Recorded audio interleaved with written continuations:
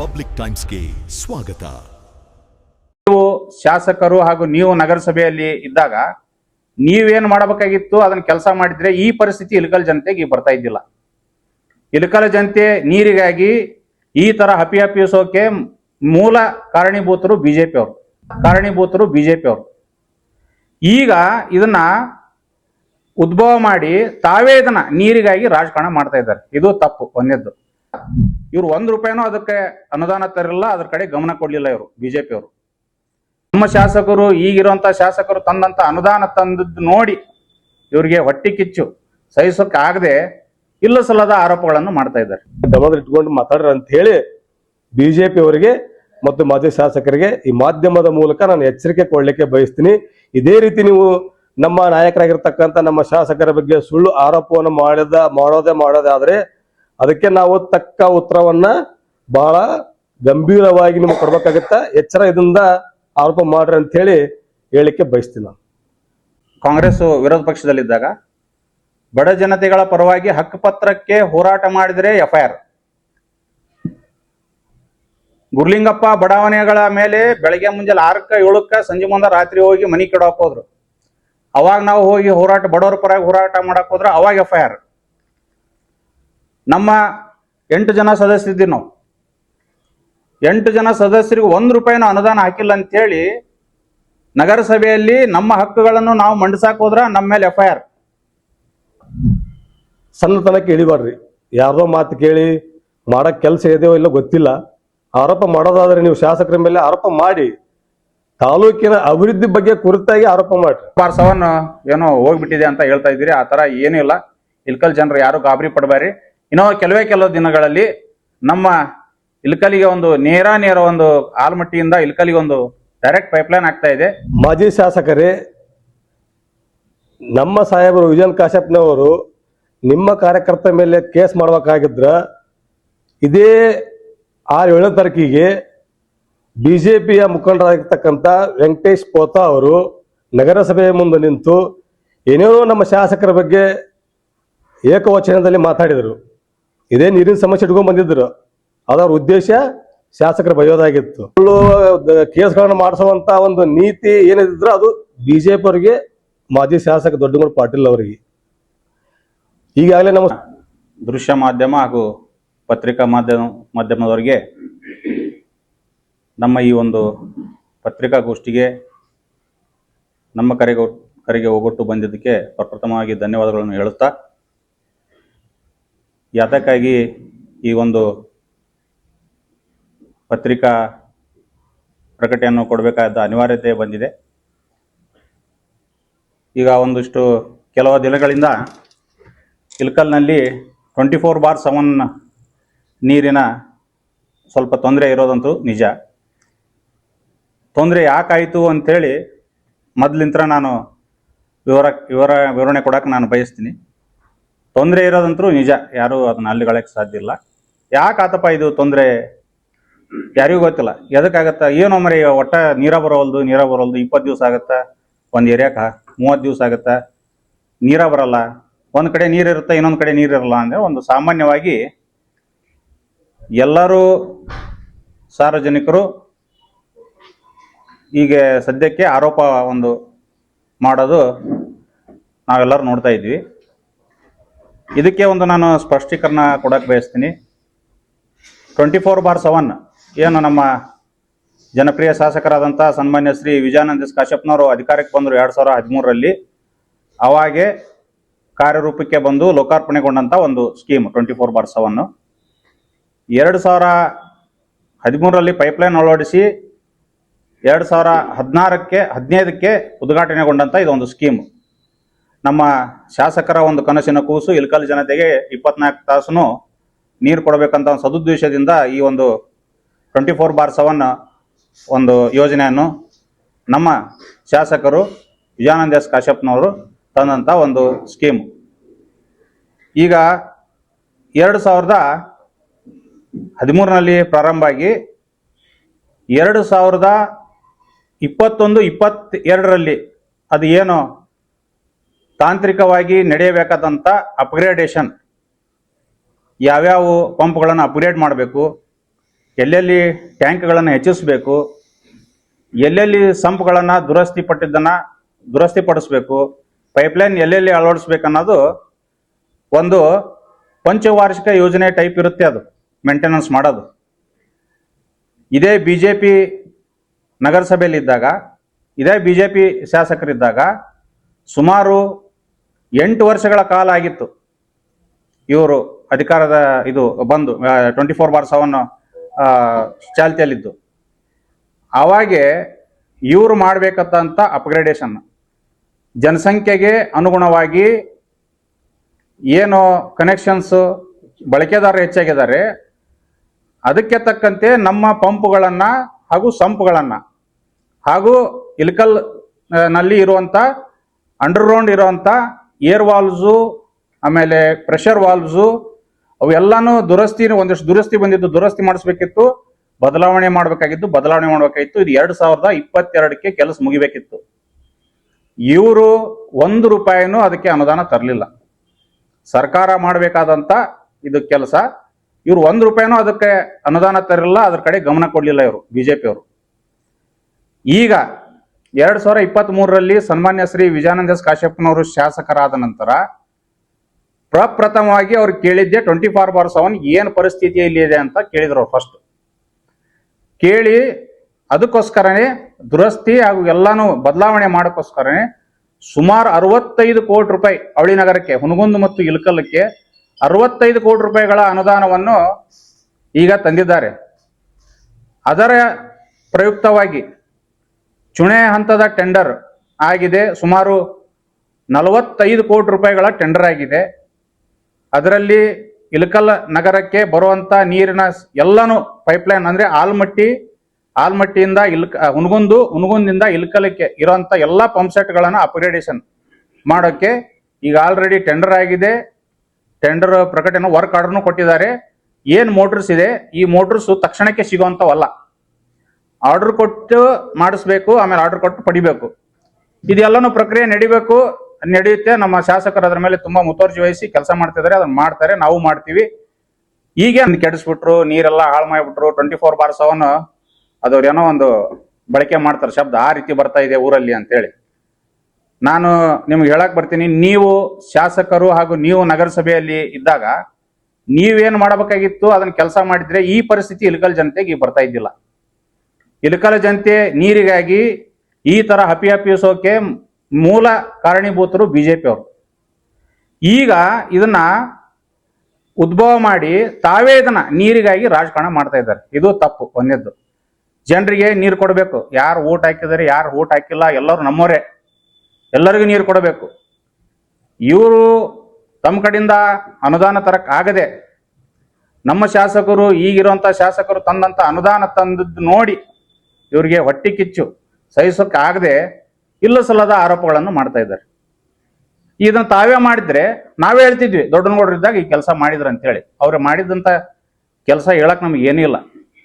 ಯಾಕಂದ್ರೆ ಅವ್ರು ಅನುದಾನ ತಂದಿಲ್ಲ, ನೀರಿನ ಸಂಬಂಧ ಅವ್ರು ಏನು ಮಾಡಿನೂ ಇಲ್ಲ. ಎರಡನೇದ್ದು, ಇವರು ಸರ್ಕಾರಿ ಅಧಿಕಾರಿಗಳ ಮೇಲೆ, ಈಗಿರುವಂತ ನಮ್ಮ ಶಾಸಕರು ಅಧಿಕಾರಿಗಳ ಮೇಲೆ ಒತ್ತಡ ತಂದು ಕೇಸನ್ನು ಹಾಕಿಸ್ತಾರೆ ಅಂತ ಒಂದು ಆರೋಪ ಮಾಡಿದ್ರು. ಇವತ್ತು DC ಆಫೀಸಲ್ಲಿ ಒಂದು ಪತ್ರಿಕಾ ಪ್ರಕಟಣೆಯ ಮೂಲಕ ಅವರು ಇವತ್ತೊಂದು ಹೇಳಿದ್ರು, ಸನ್ಮಾನ್ಯ ಶ್ರೀ ದೊಡ್ಡನಗೌಡ ಜಿ ಪಾಟೀಲ್ ಅವರು. ನಾನು ಅವರಿಗೆ ನೆನಪು ಮಾಡ್ಸಕ್ಕೆ ನಾನು ಬಯಸ್ತೀನಿ. ಇವರು ಬಡ ಜನರಗಳ ಮೇಲೆ, ನಾವು ಕಾಂಗ್ರೆಸ್ ವಿರೋಧ ಪಕ್ಷದಲ್ಲಿದ್ದಾಗ ಬಡ ಜನತೆಗಳ ಪರವಾಗಿ ಹಕ್ಕುಪತ್ರಕ್ಕೆ ಹೋರಾಟ ಮಾಡಿದರೆ FIR.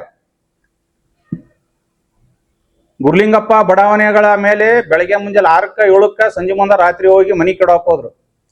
ಅವಾಗ ನಾವು ಹೋಗಿ ಬಡವರ ಪರವಾಗಿ ಹೋರಾಟ ಮಾಡಕ್ ಹೋದ್ರೆ ಅವಾಗ FIR.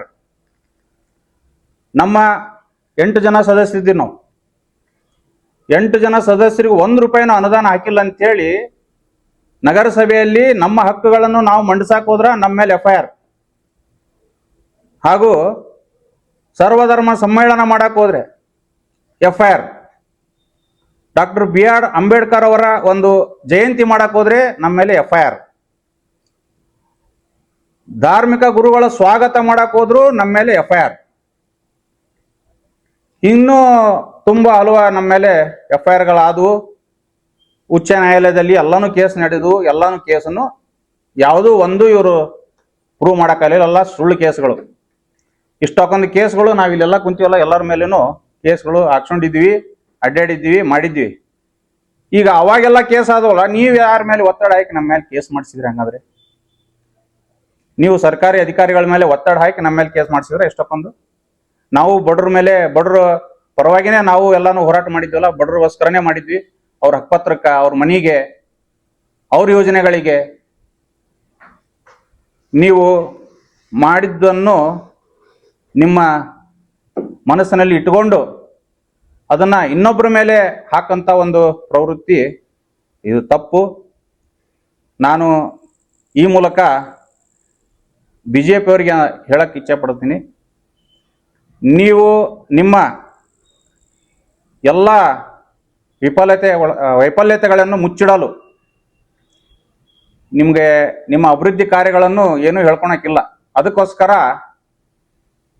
ಇದು ಒಂದು ನೀರಿನ ಒಂದು ಕೊರತೆಯನ್ನು ರಾಜಕಾರಣಕ್ಕೆ ಉಪಯೋಗಪಡಿಸಿಕೊಂಡು ಜನರಿಗೆ ಒಂದು ತಪ್ಪು ಸಂದೇಶವನ್ನು ಕೊಟ್ಟು ಜನರ ದಿಕ್ಕನ್ನು ತಪ್ಪಿಸಿ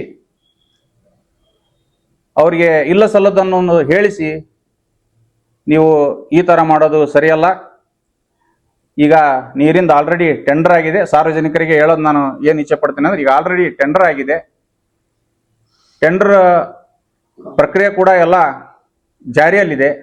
ಇನ್ನೂ ಕೆಲವು ದಿನಗಳಲ್ಲಿ ಕಾಮಗಾರಿಗಳು ಸ್ಟಾರ್ಟ್ ಆಗುತ್ತೆ. ಸ್ಟಾರ್ಟ್ ಆಗಿ ಮುಗಿದ ತಕ್ಷಣ ಈ 24/7 ಏನಿದೆ 24/7 ಆಗಿ ರನ್ ಆಗುತ್ತೆ.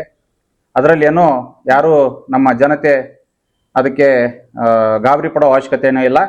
ನಮ್ಮ ಇಲ್ಕಲ್ ಶಾಸಕರು ತುಂಬಾ ಮುತುವರ್ಜಿ ವಹಿಸಿ ನೀರಿನ ಸಮಸ್ಯೆ ಬಗ್ಗೆ ಅವ್ರು ಯಾವುದೇ ಕಾರ್ಯನಿಮಿತ್ತ ಊರಲ್ಲಿ ಇಲ್ಲದಿದ್ರೂ ಕೂಡ ಜನರ ಸಮಸ್ಯೆಗೆ ಯಾವತ್ತೂ ಸ್ಪಂದಿಸ್ತಾ ಬಂದಿದ್ದಾರೆ. ಹಿಂದೆನೂ ಸ್ಪಂದಿಸಿದ್ದಾರೆ, ಅವ್ರ ಅಧಿಕಾರ ಇದ್ರೂ ಸ್ಪಂದಿಸಿದ್ದಾರೆ, ಇಲ್ಲದೆ ಇದ್ದಾಗೂ ಸ್ಪಂದಿಸಿದ್ದಾರೆ, ಇದ್ದಾಗೂ ಸ್ಪಂದಿಸಿದ್ದಾರೆ. ಈಗ ನೀವು ಹೇಳೋ ಪ್ರಕಾರ 24/7 ಏನೋ ಹೋಗ್ಬಿಟ್ಟಿದೆ ಅಂತ ಹೇಳ್ತಾ ಇದ್ದೀರಿ. ಆ ಥರ ಏನೂ ಇಲ್ಲ. ಇಲ್ಕಲ್ ಜನರು ಯಾರು ಗಾಬರಿ ಪಡಬೇಡಿ. ಇನ್ನೂ ಕೆಲವು ದಿನಗಳಲ್ಲಿ ನಮ್ಮ ಇಲ್ಕಲಿಗೆ ಒಂದು ನೇರ ಒಂದು ಆಲ್ಮಟ್ಟಿಯಿಂದ ಇಲ್ಕಲಿಗೆ ಒಂದು ಡೈರೆಕ್ಟ್ ಪೈಪ್ಲೈನ್ ಆಗ್ತಾ ಇದೆ. ಆಲ್ಮಟ್ಟಿಯಿಂದ ಡೈರೆಕ್ಟ್ ನಮ್ಗೆ ಇಲ್ಕಲಿ ನೀರು ಬರುತ್ತೆ. ಅವಾಗಿಂದ ಮುಂಚೆ ಏನು ಪ್ರೆಷರ್ ಇರುತ್ತೆ ಆ ಪ್ರೆಷರ್ ಕೂಡ ಅದೇ ರೀತಿಯಲ್ಲಿ ಮುಂಚೆ ತರನು 24/7 ರನ್ ಆಗುತ್ತೆ ಅಂತೇಳಿ ಈ ಮೂಲಕ ನಮ್ಮ ಎಲ್ಲ ಇಲ್ಕಲ್ ಜನತೆಗೆ ಹೇಳಲು ಇಚ್ಛಿಸುತ್ತೇನೆ.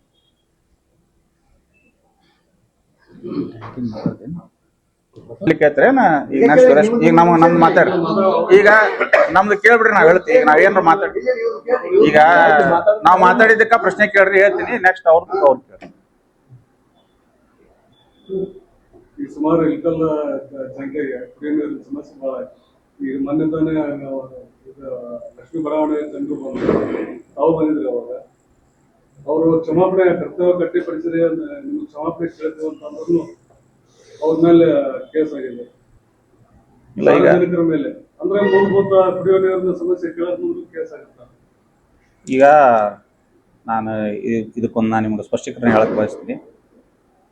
ಇದು ಒಂದೇ ಸ್ಟ್ರೈಕ್ ಅಲ್ಲ, ನಮ್ಮ ನಗರಸಭೆದಾಗ ಆಗಿದ್ದು ತುಂಬ ಹಿಂದ ಎಲ್ಲರೂ ಮಾಡ್ಕೊಂತ ಬಂದ ಸ್ಟ್ರೈಕ್. ಈಗ ಯಾಕೆ FIR ಆಯ್ತು ಅದನ್ನು ಯೋಚನೆ ಮಾಡ್ಬೇಕಲ್ಲ. ಈಗ ಒಂದು 6 ತಿಂಗಳಿಂದ ಸ್ಟ್ರೈಕ್ ನಡೆಯಕತ್ತಲ್ಲ ಈ ನೀರಿನ ಸಂಬಂಧ. ಯಾರೋ ಒತ್ತಡ ಹಾಕ್ಸಿ ಯಾರೋ ಹೇಳಿ ಸ್ಟ್ರೈಕ್ ಮಾಡಿದ್ದಾರೆ, ಅದನ್ನ FIR ಮಾಡಿಸಿದ ಅನ್ನೋದು ಶಾಸಕರ ಮ್ಯಾಗ ಆರೋಪ ಮಾಡೋದು ಸುಳ್ಳು, ತಪ್ಪು. ಶಾಸಕರು ಊರಲ್ಲೇ ಇಲ್ಲ, ನಿಮಗೂ ಗೊತ್ತು. ಅವರು ಒಂದು ಬೇರೆ ಕಾರ್ಯದ ನಿಮಿತ್ತ ಅವರು ಊರಲ್ಲಿ ಇರ್ಲಾರ್ದಕ್ಕ ಈಗ ಅವರು ಊರಲ್ಲಿಲ್ಲ ಅಂತೇಳಿ ಅವ್ರ ಮೇಲೆ ನೇರ ಆರೋಪ ಮಾಡೋದು ತಪ್ಪು. ಶಾಸಕರು ಯಾರ ಮೇಲೂ ಕೇಸ್ ಹಾಕಿ ಇಂಥವ್ರ ಮೇಲೆ ಹಾಕಿ ಅಂಥವ್ರ ಮೇಲೆ ಹಾಕಿ ಅಂತೇಳಿ ನಮ್ದಂತರೂ ಅದು ಪ್ರವೃತ್ತಿ ಇಲ್ಲ. ನಮ್ಮ ಶಾಸಕರಿಗೆ ಅದು ಗೊತ್ತೂ ಇಲ್ಲ. ನಾವು ಮಾಡಬೇಕಾಗಿತ್ತು ಕೇಸ್ ಅಂದ್ರೆ, ನಾವು ದೇಶ ರಾಜಕಾರಣ ಮಾಡಬೇಕಾಗಿತ್ತಪ್ಪ ಅಂದ್ರ ನಮ್ಮ ಮೇಲೆ ಯಾರ್ಯಾರು ಕೇಸ್ ಹಾಕ್ಸಾರ ಅನ್ನೋದು ನಮ್ಗೆ ಗೊತ್ತೈತಿ. ನಾವು ಹಾಕ್ಬೇಕಿತ್ತು ಕೇಸ್. ಆದ್ರೆ ನಾವು ದೇಶ ರಾಜಕಾರಣ ಎಂದೂ ಮಾಡಿಲ್ಲ ಇಲ್ಲಿವರೆಗೂ. ನಾವು 3 ವರ್ಷ ಆಯ್ತು ಅಧಿಕಾರಕ್ಕೆ ಬಂದು, ಇಲ್ಲಿವರೆಗೂ ಯಾವುದೇ ಒಂದು FIR ಆಗಿಲ್ಲ. ನಾವು ಅದು ದೇಶ ರಾಜಕಾರಣ ಮಾಡಬೇಕಿತ್ತು. ಎಲ್ಲ ನಗರಸಭೆ ಮುಂದೆ ಬಂದವ್ರಿಗೆ ಎಲ್ಲರಿಗೂ ನಾವು ಏನಾದರೂ ಪ್ರತಿಭಟನೆ ಮಾಡೋರಿಗೆ ಬಂದವ್ರಿಗೆ ಅವ್ರಿಗೆ ಎಲ್ಲರಿಗೂ ಕೇಸ್ ಹಾಕಿಸ್ಬೇಕಿತ್ತಪ್ಪ ಅಂದ್ರೆ ನಾವು ಯಾವಾಗೋ ಮಾಡ್ತಿದ್ವಿ ಅದನ್ನ. ಇದು ನಾವು ಇದರಲ್ಲಿ FIR ಮಾಡಿದ್ರೆ ನೀವು ರಾಜಕಾರಣಿಗಳು ಮಾಡ್ಸ್ಯಾರ ಅಂತೇಳಿ ಕೇಳೋದು ತಪ್ಪಾಗುತ್ತೆ. ಅದು ಏನೇನು ಪ್ರಕ್ರಿಯೆ ಇರುತ್ತೆ, ಅವರು ಕಾನೂನು ಚೌಕಟ್ಟಿನಲ್ಲಿ ಯಾವ ರೀತಿ ಅಧಿಕಾರಿಗಳಿಗೆ ಒಂದು ಹಕ್ಕಿರುತ್ತೆ, ಆಮೇಲೆ ಅವರು ಕಾನೂನು ಬಲವರು ಇರ್ತಾರೆ. ಈಗ ಅದ್ರ ಬಗ್ಗೆ ನಾವು ಏನು ಹೆಚ್ಚಿಗೆ ಹೇಳಕ್ ಹೋಗಲ್ಲ. ಇದರಲ್ಲಿ ನಾ ಇಷ್ಟೇ ಹೇಳಬಲ್ಲೆ, ನಮ್ಮ ಶಾಸಕರು ಹೇಳಿ ಹಾಕ್ಸಿದ್ದಾರೆ ಅನ್ನೋದಕ್ಕೆ ನಾವು ಇದು ಪತ್ರಿಕಾಗೋಷ್ಠಿಯನ್ನು ಕರೆದಿದ್ದು. ಇದರಲ್ಲಿ ನಮ್ಮ ಶಾಸಕರು ಯಾವುದೇ ರೀತಿ ಇದು FIR ಆಗಿರೋದು ಇನ್ನೂ ನಮ್ಮ ಶಾಸಕರಿಗೆ ಗೊತ್ತಿದೆಯಲ್ಲೋ ಅನ್ನೋದು ನಮಗೆ ಗೊತ್ತಿಲ್ಲ. ಇನ್ಮೇಲೆ ನಾವೇ ಹೇಳ್ತೀವಿ. ಇಲ್ಲ, ನಮ್ಮ ಶಾಸಕರಿಗೆ ಇದು ಇಂಥ FIR ಆಗೈತೆ ಅನ್ನೋದು ಇನ್ನೂ ಅವ್ರ ಗಮನಕ್ಕಿಲ್ಲ. ಯಾಕಂದ್ರೆ ಅವ್ರು ಊರಲ್ಲಿಲ್ಲ. ಅವ್ರಿಗೆ ಇದನ್ನ ನಾವೇ ತಿಳಿಸ್ತೀವಿ, ಇಂಥ ಸರ್ ಹಿಂಗತೆ ಒಂದು FIR ಆಗಿದೆ ಅಂತೇಳಿ ಈಗ ಮೇಲೆ ನಾವು ತಿಳಿಸ್ತೀವಿ. ಅದನ್ನು ಶಾಸಕರ ಇನ್ವಾಲ್ವ್ಮೆಂಟ್ ಇದ್ರಾಗ ಬರೋದೇ ಇಲ್ಲ.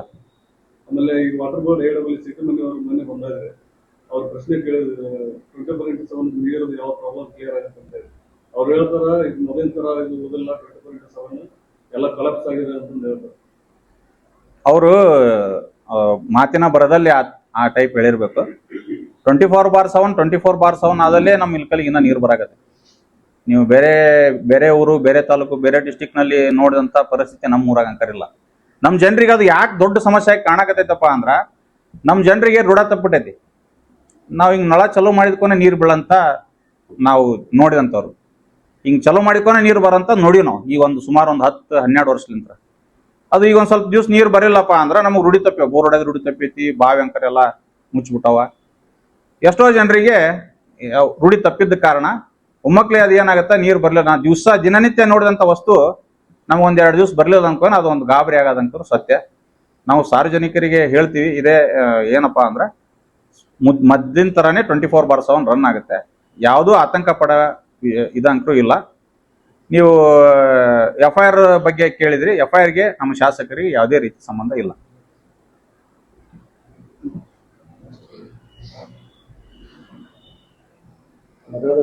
ಮಧ್ಯೆ 2017-18 ಮಧ್ಯೆ ಒಂದು ಎಕ್ಸ್ಪ್ರೆಸ್ ಫೀಡರ್ ಮೇನ್ ಅಂತೇಳಿ ಒಂದು ಲೈನ್ ಹಾಕಿದ್ರು. ಎಲ್ಲಿಗಂದ್ರ ಹುನಗುಂದ್ ಮತ್ತು ಆಲಮಟ್ಟಿ ನಡವರ್ಕ್ ಒಂದು ಎಕ್ಸ್ಪ್ರೆಸ್ ಫೀಡರ್ ಮೇನ್ ಅಂತೇಳಿ ಒಂದು ಮೋಟರ್, ಇಲ್ಲ ಮೋಟರ್ ಹುನಗುಂದ್ ಮೋಟರ್ ಮತ್ತು ಆಲಮಟ್ಟಿ ಮೋಟರ್ಗೆ ಒಂದೇ ಕರೆಂಟ್, ಒಂದೇ ಟ್ರಾನ್ಸ್ಫಾರ್ಮರ್ ಇಂದ ನೀರು ಹೋಗ್ತಿತ್ತು. ಅದು ಅನ್ಇಂಟರಪ್ಟೆಡ್ ಲೈನ್, ಯಾವಾಗಲೂ 24 ತಾಸು ಅದು ಕರೆಂಟ್ ಇರ್ತಿತ್ತು. ಇವರು JJM ಮಿಷನ್ ಅಂತೇಳಿ ಒಂದು ಪ್ರಾರಂಭ ಆಯ್ತು, ಹಳ್ಳಿಗೆ ಒಂದು ನೀರು ಕೊಡೋ ಯೋಜನೆ ಅಂತೇಳಿ. ಆ ಯೋಜನೆಗೆ ಮೋಟರ್ಸಿಗೆ ಕರೆಂಟ್ ಕೊಡೋದು ಅನಿವಾರ್ಯತೆ ಇದ್ದಾಗ ಈ ಫೀಡರ್ ಮೇನಿಂದ ಒಂದು 50ರಿಂದ 54 ಕಡೆ ಟ್ಯಾಪಿಂಗ್ ಆಗಿದೆ ಲೈನ್. ನಮ್ಮ ಇಲ್ಕಲ್ ಮತ್ತು ಹುನಗುಂದು ಕುಷ್ಟಗಿಗೆ ನೀರು ಸರಬರಾಜು ಅಂತ ನಮ್ದು ಏನು ಫೀಡರ್ ಮೇನ್ ಲೈನ್ ಇದೆ, ಆಕ್ಚುಲಿ ಅವ್ರು JJMಗೆ ಒಂದು ಬೇರೆ ವ್ಯವಸ್ಥೆ ಮಾಡ್ಕೋಬೇಕಾಗಿತ್ತು. ಆದ್ರೆ ಅವ್ರು ಮಾಡ್ಕೊಲಾರ್ದ ಇದ್ದಿದ್ದ ವ್ಯವಸ್ಥೆನ ಅವರು ಏನ್ ಮಾಡ್ಬಿಟ್ರು, 54 ಕಡೆ ಟ್ಯಾಪಿಂಗ್ ಮಾಡ್ಕೊಂಡ್ರು. ಅದು ನೀರಿಗೆ ಕೊಡಬೇಕು. ಮೋಟರ್ ನಾವೇನ್ ತಪ್ಪಂತ ಹೇಳ್ತಾ ಇಲ್ಲ, ಅದು ನಮ್ಮ ಜನತೆಗೆ ಹೋಗ್ಬೇಕು ನೀರಿಂದು. ಆದ್ರೆ ಅವ್ರು ಒಂದು ಪರ್ಯಾಯ ವ್ಯವಸ್ಥೆ ಮಾಡ್ಕೊಂಡು JJMಗೆ ಒಂದು ಸಪರೇಟ್ ಲೈನ್ ತಗೊಂಡಿದ್ರಪ್ಪ ಅಂದ್ರೆ ಈ ನಮಗ ಕರೆಂಟಿನ ಪ್ರಾಬ್ಲಮ್ ನಮ್ಗೆ ಹಾಕಿದ್ದಿಲ್ಲ. 54 ಕಡೆ ಟ್ಯಾಪಿಂಗ್ ಇರೋದಂತೂ ಸತ್ಯ. ಈಗ ಆಲ್ರೆಡಿ ಅವ್ರಿಗೆ ಒಂದು ಬೇರೆ ಪರ್ಯಾಯ ವ್ಯವಸ್ಥೆ ಮಾಡ್ಕೊಳಕನು ಅವ್ರಿಗೆ ವ್ಯವಸ್ಥೆ ಮಾಡೈತಿ. ಅದಾಗಿಂದನು ನಮಗೆ ಕರೆಂಟಿಂದ ಮೋಟ್ರಿಗೆ ಕರೆಂಟ್ ಕಟ್ ಆಗೋದನ್ನ ಎಷ್ಟೋ ಮಟ್ಟಿಗೆ ನಾವು ಅದಕ್ಕೆ ನಿವಾರಣೆಯನ್ನು ಕಾಣ್ತೀವಿ. ಕಾಯ್ದಿಕವಾಗಿ ಒಂದಿಷ್ಟು ಪ್ರಾಬ್ಲಮ್ ಅದ, ಅದನ್ನು ಹೇಳ್ತೀನಿ. ಈ ನಮ್ಮ Ilkal ನಗರನ್ನ Zone 1, Zone 2, Zone 3, Zone 4, 4A ಅಂತೇಳಿ ಇಷ್ಟು ಝೋನ್ಗಳಲ್ಲಿ ವಿಂಗಡಣೆ ಮಾಡ್ಯಾರ. ಈ Zone 1ಕ್ಕೆ 10 ಲಕ್ಷ ಲೀಟರ್ ಟ್ಯಾಂಕ್ ಐತಿ ಒಂದ, ಅದು ಸಿದ್ಧಾರ್ಥ ಸ್ಕೂಲ್ ಮುಂದಿರೋದು Zone 1 ಟ್ಯಾಂಕ್, ಅದು 10 ಲಕ್ಷ ಲೀಟರ್ ಟ್ಯಾಂಕ್. ಅದಕ್ಕೆ ಬಸವನಗರಕ್ಕೆ ನೀರು ಹೋಗ್ಬೇಕು, ಅದ ಟ್ಯಾಂಕಿಂದ KHDC ನೇಕಾರ ಕಾಲನಿಗೆ ಹೋಗ್ಬೇಕು, ವಿದ್ಯಾಗಿರಿಗೆ ಹೋಗ್ಬೇಕು, ಜೋಶಿಗಲ್ಲಿ ಹೋಗ್ಬೇಕು, ಅಂಬೇಡ್ಕರ್ ಕಾಲನಿಗೆ ಹೋಗ್ಬೇಕು, ಬಸ್ ಸ್ಟ್ಯಾಂಡ್ ಏರಿಯಾಕ್ಕೆ ಹೋಗ್ಬೇಕು, ಕಿಲ್ಲಾ ಹೋಗ್ಬೇಕು, ಆಮೇಲೆ ಇದು ಕೋಳಿಪೇಟೆ ಸುತ್ತಮುತ್ತಲಿನ ಏರಿಯಾ ಹಾಗೂ ಬಜಾರ್ ಲೈನ್ ಅರ್ಧ. Zone 1 ಇಷ್ಟು ಕವರ್ ಆಗುತ್ತೆ. Zone 2 ಈಗೇನು ಟ್ಯಾಂಕ್ ಈಗ ನಡೆಯಕತ್ತೈತಲ್ಲ, ಆ Zone 2 ಏರಿಯಾ ಟ್ಯಾಂಕ್, Zone 2 ಏರಿಯಾಲಿಂತ್ರ ಒಂದಿಷ್ಟು ಏರಿಯಾಕ್ಕೆ ಹೋಗೋದು. Zone 3 1.5 ಲಕ್ಷ ಲೀಟರ್ ಟ್ಯಾಂಕ್ ಅದು. Zone 2 10 ಲಕ್ಷ ಲೀಟರ್ ಟ್ಯಾಂಕ್, ಈ ಸತಿ ಕಟ್ಟಡ ಆಗತ್ತಿದ್ದು 1.5 ಲಕ್ಷ ಲೀಟರ್ ಟ್ಯಾಂಕ್. Zone 1ದ ಟ್ಯಾಂಕ್ 10 ಲಕ್ಷ ಲೀಟರ್. ನಮಗೆ ಜಾಸ್ತಿ ಸಮಸ್ಯೆ ಆಗ್ತಿರೋದು Zone 1. ಆಮೇಲೆ ಆಲ್ಮಟ್ಟಿ, ಇದು ನಮ್ಮ ಅಲಂಪುರಪೇಟು ಮತ್ತು APMC. ಎದಕ್ಕಪ್ಪ ಅಂದ್ರೆ ನಮಗೆ ನೀರು ಸಫಿಷಿಯೆಂಟ್ ಆಗಿ ಬರ್ಲಿಲ್ಲಪ್ಪ ಅಂದ್ರೆ ಇದು ಶುದ್ಧೀಕರಣ ಮಾಡಿ ನೀರು ಕೊಡ್ಬೇಕು ಟ್ಯಾಂಕಿಗೆ ನಾವು. ಒಮ್ಮೆ ಸಂಪ್ ಡೌನ್ ಆತಪ್ಪ ಅಂದ್ರೆ ಮಿನಿಮಮ್ 4 ತಾಸು ಬೇಕು ಸಂಪ್ ಫುಲ್ ಆಗಕ್ಕೆ. 4 ತಾಸು ಸಂಪ್ ಫುಲ್ ಆಗ್ಬೇಕಪ್ಪ ಅಂದ್ರೆ ಎಲ್ಲಾ ಮೋಟರ್ ರನ್ನಿಂಗ್ ಇರ್ಬೇಕು. ರನ್ನಿಂಗ್ ಇದ್ದಾಗ ಮಾತ್ರ ಸಂಪ್ ಫುಲ್ ಆಗುತ್ತೆ. ನಾವು ಸಂಪ್ಲಿಂದ ಟ್ಯಾಂಕಿಗೆ ನೀರು ಕೊಡ್ತೀವಿ. ಅದರಲ್ಲಿ ಒಂದ್ ಕಡೆ ಕರೆಂಟ್ ಹೋತಪ್ಪ ಅಂದ್ರೆ ಸಂಪ್ ಡೌನ್ ಆಗ್ಬಿಡುತ್ತೆ, ನೀರು ಸರಬರಾಜು ಆಗೋದು ಬಂದ್ ಆಗುತ್ತೆ. ನಾವು 5-6 MLD ನೀರಿನಾಗ ಎಷ್ಟು ವಾರ್ಡಿಗೆ ಎಷ್ಟು ನೀರು ಕೊಡಕ್ ಸಾಧ್ಯ ಐತಿ. ಆದ್ರೂ ಏನ್ ಬೆಸ್ಟ್ ಆಗತ್ತಾ ಅಷ್ಟು ನಮ್ಮ ಅಧಿಕಾರಿಗಳು ಮಾಡ್ಯಾರ. ಒಂದೊಂದ್ ಕಡೆ ಸಮಸ್ಯೆ ಇರೋದಂಕರು ನಿಜ. ಅದನ್ನ ಆಲ್ರೆಡಿ ಎಲ್ಲೆಲ್ಲಿ ಏನೇನು ಸಮಸ್ಯೆ ಅದನ್ನ ಸರಿಪಡಿಸ್ಕೊಂಡು ಈ ಟೆಂಡರ್ ಏನಾಗಿದೆಯಲ್ಲ ಅದ್ರಾಗ ಎಲ್ಲಾನು ಸರಿಪಡಿಸ್ತಾರೆ. ಆರ ಒಂದಿಷ್ಟು ಆಗ್ಯಾವ ಅದನ್ನು ಸರಿಪಡಿಸ್ಕೊಳಕತ್ತೀವಿ. ಮತ್ತೇನ್ರ ಇದ್ರು ಕೇಳ್ಬೋದು. ಇನ್ನ ಎಷ್ಟು ದಿವಸ ಆಯ್ತು? ಈಗ ಆಲ್ರೆಡಿ ಅಲ್ಲಿಗೆ 4 ಹೊಸ ಟ್ಯಾಂಕ್ಗಳನ್ನು ಅದಾವ. ಇಳಕಲ್ಲಿಗೆ ಸ್ಟೋರೇಜ್ ಟ್ಯಾಂಕ್ 4 ಹೊಸ ಟ್ಯಾಂಕ್. ಒಂದು KHDC ನೇಕರ್ ಕಾಲನಿ, ಒಂದು ಬಸವನಗರ, ಒಂದು ಗುರ್ಲಿಂಗಪ್ಪ ಕಾಲನಿ, ಆಮೇಲೆ ಒಂದು APMC ಮತ್ತು ಇದು ಯಾವುದು ಲಕ್ಷ್ಮೀನಗರ ಮತ್ತು APMCಗೆ ಸಪ್ರೇಟ್ ಒಂದು ಟ್ಯಾಂಕ್ ಮಾಡ್ರು. ಇವೆಲ್ಲ ಆಗವು, ಮುಂದೆ ಕೆಲಸ ಆಗ್ತಾವ. ಇದು ಕೆಲಸ ಆತಪ್ಪ ಅಂದ್ರ ಯಾವುದೇ ರೀತಿ ಪ್ರಾಬ್ಲಮ್ ಆಮೇಲೆ ಇನ್ನೊಂದು ಹೇಳ್ತೀನಿ, ಈ ಟ್ಯಾಂಕಿಂದ ಮಾತಾಡ್ತಾರ ಒಬ್ರು. ಮೊನ್ನೆ ಮಹಾನುಭಾವರು ಬಂದ್ ಕೇಸಿ ತಮ್ಮ ವಾರ್ಡ್ ಮಂದಿನ ಕರ್ಕೊಂಬಂದ್ ಅಗ್ದಿ ಏನೋ ಅವಾಚ್ಯವಾಗಿ ಮಾತಾಡಿದ್ರು.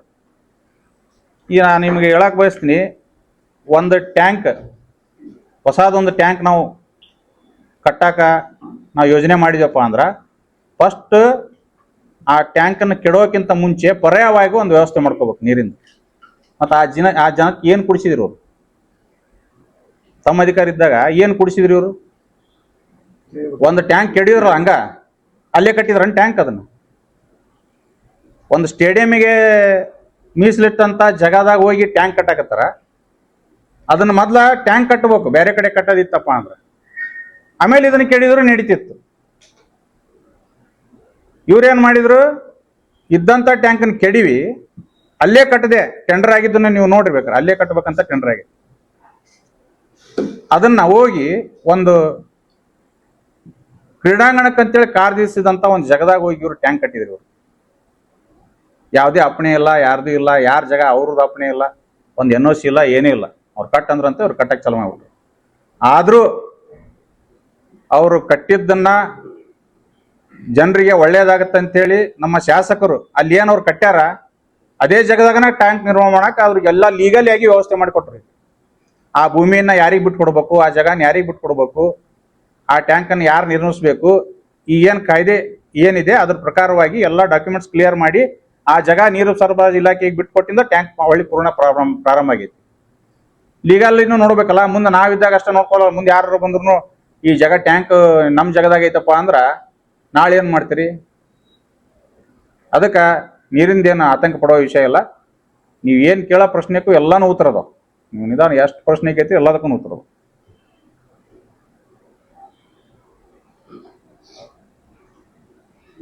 ಈಗಾಗಲೇ ಇಳಕಲ್ ನಗರದಲ್ಲಿ ನಡೀತಕ್ಕಂಥ ಕುಡಿಯುವ ನೀರಿನ ಸಮಸ್ಯೆ ಬಗ್ಗೆ ನಮ್ಮ ಸ್ನೇಹಿತರಾದಂಥ ಅಮೃತ್ ಬಿಜ್ಜಲ್ ಅವರು ಸವಿಸ್ತಾರವಾಗಿ ಅದರ ಆಗು ಹೋಗುಗಳನ್ನು ತಮಗೆಲ್ಲ ಎಳೆಯಾಗಿ ಬಿಚ್ಚಿಟ್ಟಿದ್ದಾರೆ. ಇವತ್ತು ಮಾಜಿ ಶಾಸಕರಾಗಿರ್ತಕ್ಕಂಥ ದೊಡ್ಡಂಗೌಡ ಜಿ ಪಾಟೀಲ್ ಅವರು ಬಾಗಲಕೋಟೆಯಲ್ಲಿ ಸುದ್ದಿಗೋಷ್ಠಿಯನ್ನು ಮಾಡಿ ಕೆಲವೊಂದಿಷ್ಟು ಆರೋಪಗಳನ್ನು ನಮ್ಮ ಶಾಸಕರಾಗಿರ್ತಕ್ಕಂಥ ವಿಜಯನ್ ಕಾಶಪ್ಪನವ್ರ ಸಾಹೇಬ್ರ ಮೇಲೆ ಮಾಡಿದ್ದಾರೆ.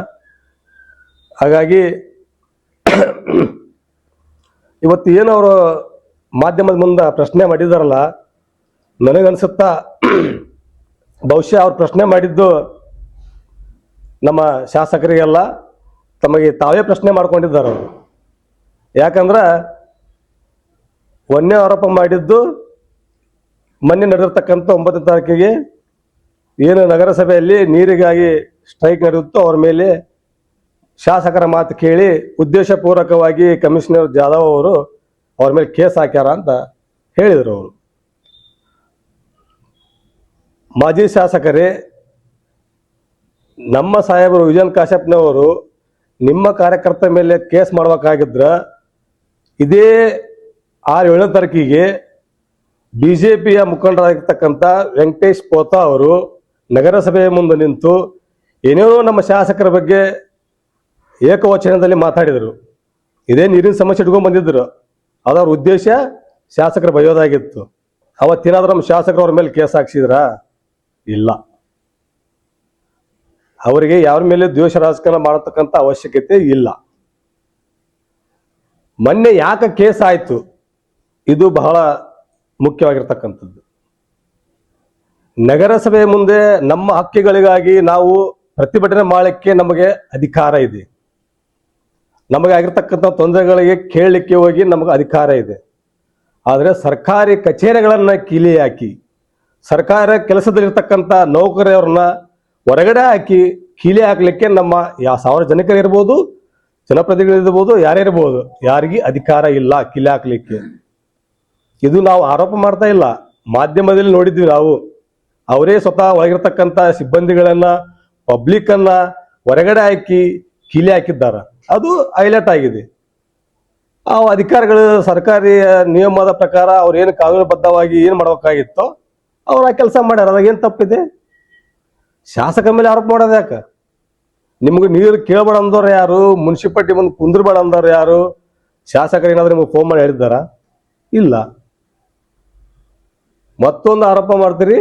ಮುಂದುವರಿದು ಶಾಸಕರು ತಮ್ಮ ಮನೆಗೆ ಫಾರ್ಮ್ ಹೌಸ್ಗೆ 24x7 ಕಲೆಕ್ಷನ್ ಕೊಟ್ಕೊಂಡಾರ ಅಂತ ಹೇಳ್ತಾರೆ.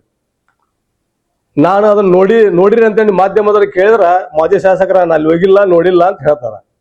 ನೋಡದೇ ಇರತಕ್ಕಂಥ ಆರೋಪವನ್ನ ಹೇಗೆ ನೀವು ಅಪರಾಧ ಅಂತ ಆರೋಪ ಮಾಡ್ತೀರಿ? ನೀವು ಮಾಜಿ ಶಾಸಕರೇ, ನೀವು 3 ಬಾರಿ ಶಾಸಕರಾದವರು ನೋಡಿದಿರ್ತಕ್ಕಂಥ ವಿಷಯದ ಬಗ್ಗೆ ಯಾವ ಆಧಾರದ ಮೇಲೆ ನೀವು ಆರೋಪ ಮಾಡ್ತೀರಿ?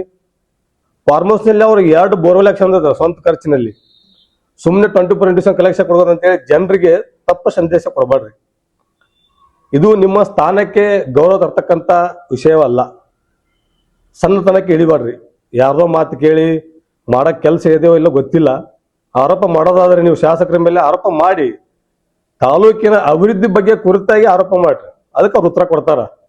ಇಲ್ಲ ಸಲ್ಲದ ಆರೋಪವನ್ನು ಮಾಡಬೇಡ್ರಿ. ಇದು ಸರಿಯಾದ ಬೆಳವಣಿಗೆ ಅಲ್ಲ. ಆ ಕೇಸ್ಗಳನ್ನ ಮಾಡಿಸುವಂತ ಒಂದು ನೀತಿ ಏನಿದ್ರೆ ಅದು ಬಿಜೆಪಿ ಅವರಿಗೆ, ಮಾಜಿ ಶಾಸಕ ದೊಡ್ಡಗೌಡ ಪಾಟೀಲ್ ಅವರಿಗೆ. ಈಗಾಗಲೇ ನಮ್ಮ ಸ್ನೇಹಿತರು ಹೇಳಿದ ಹಾಗೆ 2018ರಲ್ಲಿ ಅಧಿಕಾರ ಇದ್ದಂತ ಸಂದರ್ಭದಲ್ಲಿ ಇದೇ ದೊಡ್ಡಗೌಡ ಜಿ ಪಾಟೀಲ್ ಅವರು ನಮ್ಮ ಕಾಂಗ್ರೆಸ್ ಕಾರ್ಯಕರ್ತರ ಮೇಲೆ, ಕಾಂಗ್ರೆಸ್ ಮುಖಂಡರ ಮೇಲೆ 12 ಕೇಸ್ ಹಾಕ್ಸಿದ್ರು. 12 ಕೇಸ್, ಒಂದಲ್ಲ ಎರಡಲ್ಲ, 12 ಕೇಸ್, ಇನ್ಕ್ಲೂಡಿಂಗ್ ಅವತ್ತಿನ ಮಾಜಿ ಶಾಸಕರು ವಿಜಯನ್ ಕಾಶಪ್ಪನವ್ರನ್ನ ಹೊಣೆಯಾರೋಪ ಮಾಡಿ. ಆದ್ರೆ ಅವೆಲ್ಲವೂ ಕೋರ್ಟ್ನಾಗ ನಿರ್ದೋಷಿಯಾಗಿ ನಿರಪರಾಧ ಅಂತ ಹೇಳಿ ನಾವೆಲ್ಲವೂ ಹೊರಗೆ ಬಂದು ಆ ಮಾತು ಬೇರೆ.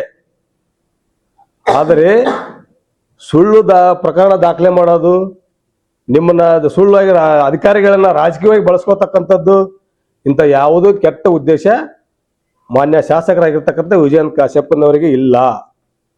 ನಾವೇ ಎಷ್ಟೋ ಸತ ಹೇಳಿದ್ವಿ ಅವರಿಗೆ, ಸರ ಇಲ್ಲಿ ಈ ತರ ನಡೀತಾ, ಆ ತರ ನಡೀತಾ, ಅವ್ರ ಮೇಲೆ ಕೇಸ್ ಮಾಡ್ರಿ, ಈ ತರ ಕೇಸ್ ಮಾಡ್ರಿ ಅಂತ ಹೇಳಿ.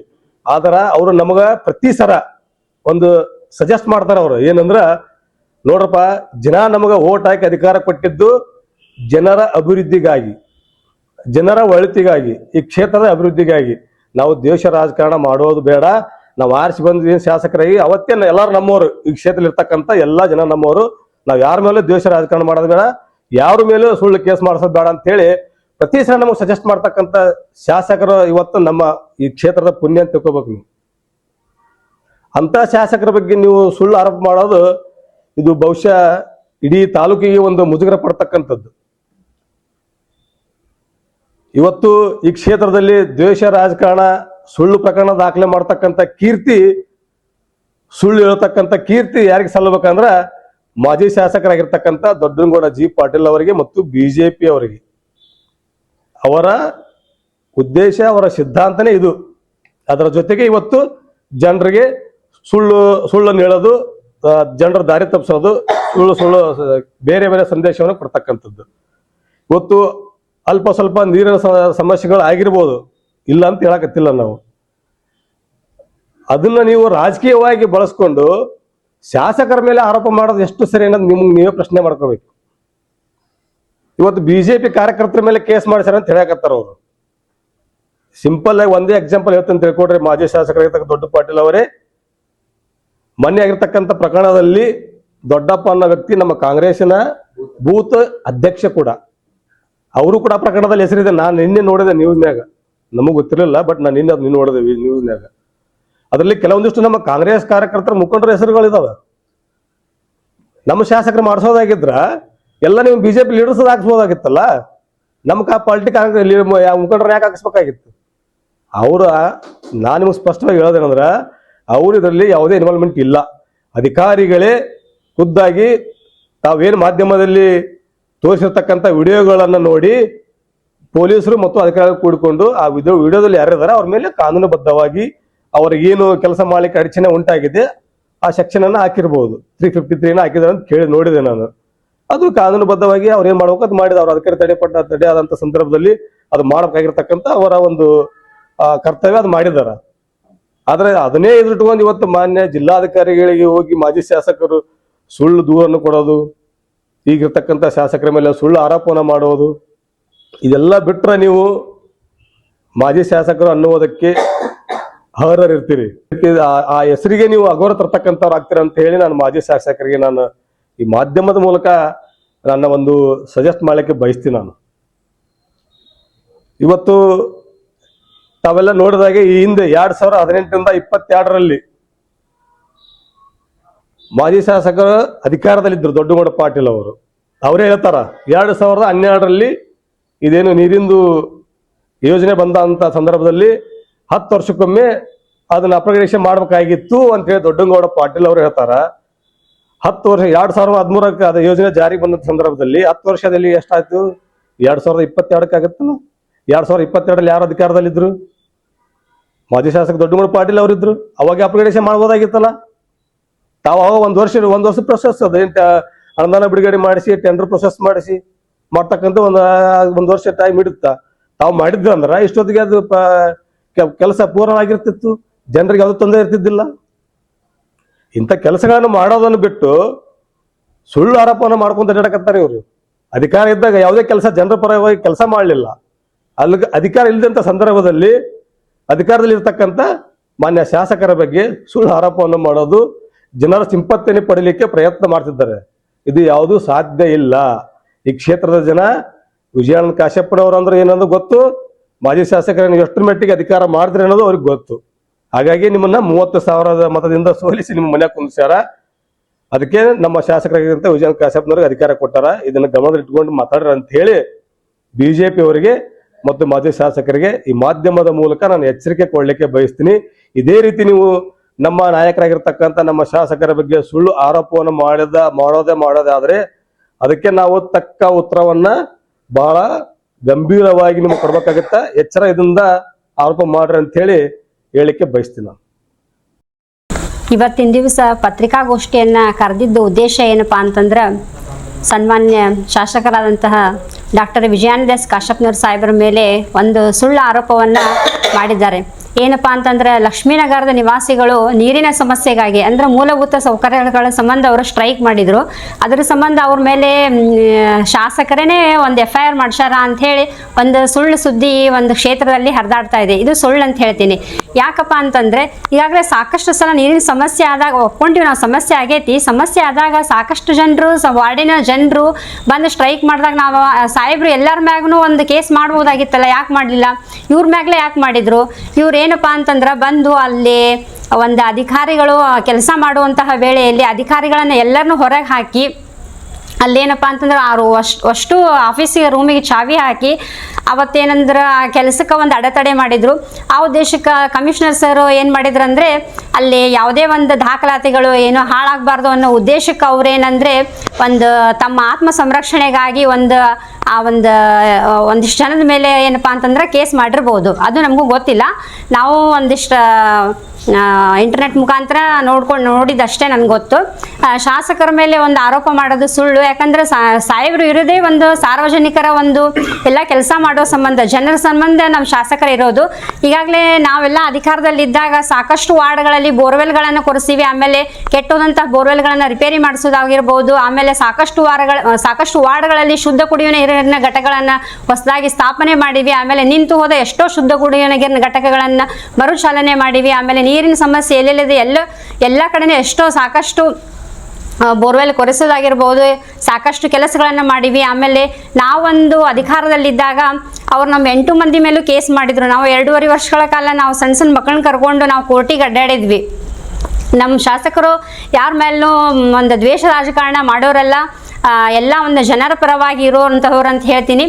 ಅದೇ ರೀತಿ ಈ ಒಂದು ನಮ್ಮ ಶಾಸಕರ ಮೇಲೆ ಇರುವಂತಹ ಆರೋಪ ಸುಳ್ಳು ಅಂತ ಹೇಳ್ತೀನಿ. ಯಾವುದೋ ಒಂದು ಜನರಿಗೆ ಕಡಿಮೆ ತಿಳುವಳಿಕೆ ಇದ್ರೂ ಪರವಾಗಿಲ್ಲ, ತಪ್ಪು ತಿಳುವಳಿಕೆಯನ್ನು ಜನರಿಗೆ ಮುಟ್ಟಿಸಬಾರ್ದು ಅನ್ನೋ ಒಂದು ಉದ್ದೇಶ ನಾನು ಇವತ್ತೆಲ್ಲರಿಗೂ ಹೇಳ್ತೀನಿ. ಯಾರೂ ಒಂದು ತಪ್ಪು ತಿಳುವಳಿಕೆ ಜನರಿಗೆ ಮುಟ್ಟಿಸುವಂಥ ಕೆಲಸವನ್ನು ಮಾಡಬೇಡ್ರಿ. ಈ ಒಂದು ದೃಶ್ಯ ಮಾಧ್ಯಮದ ಹಾಗೂ ಪತ್ರಿಕಾ ಮಾಧ್ಯಮದ ಮೂಲಕ ಸಾಹೇಬರ ಮೇಲೆ ಮಾಡಿರುವಂತಹ ಆರೋಪ ಸುಳ್ಳು.